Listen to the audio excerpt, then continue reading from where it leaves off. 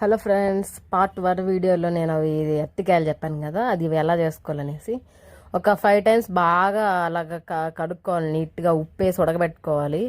ఉడికిందా లేదా అనేసి మీరు అదింత తెలుస్తుంది. ఎత్తి నోట్లు వేసుకుంటే కూడా బాగుంటుంది. ఇదేమంత గొప్ప టేస్ట్ ఉండదు, కానీ ఏ టేస్ట్ ఉండదు. అట్లా తినచ్చు, చాలా మంచిది. తినకుండా నిలిపేయకూడదు అనమాట. ఇంకా మామూలుగానే ఎర్రగడ్డ, టమాటా, అల్లం వెల్లుల్లి పేస్ట్ వేసి చేసుకోవాలన్నమాట. ఇది చూడండి, మా అల్లం వెల్లుల్లి పేస్ట్ ఎర్రగా ఉంది. ఏంటంటే అది ఉందో చూడండి, బండ, రోకల బండ. అది మామూలు బండ కాదనమాట, ఎర్రచందనం బండ. ఆ బండతో దంచడం వల్ల ఏం దంచినా ఎర్రగా అయిపోతుంది. అది ఇప్పటి కాదులే, అప్పుడెప్పుడో పాతకాలం. అప్పుడైతే అది చిరాకు వచ్చేది ఆ బండతో దంచాలంటే. ఏం దంచినా ఎర్రగా అయిపోయేది, పొయ్యిలో పెట్టాలనిపించేది. ఇప్పుడు తెలుస్తుంది దాని వాల్యూ. ఇంకా టమాటా వేసుకొని, ఎర్రగడ్డ వేసుకొని, అల్లం వెల్లుల్లి పేస్ట్ వేసుకొని, ఇది ఉప్పు, కారం, ధనియాల పొడి, పసుపు పొడి అన్నీ వేసి అవి అరటికాయలు వేసేసి ఆ అరటికాయలు ఉడకబెట్టిన వాటర్ వేసేసి కలిపేసి కాసేపు ఉడకనిచ్చేస్తే సరిపోతుంది.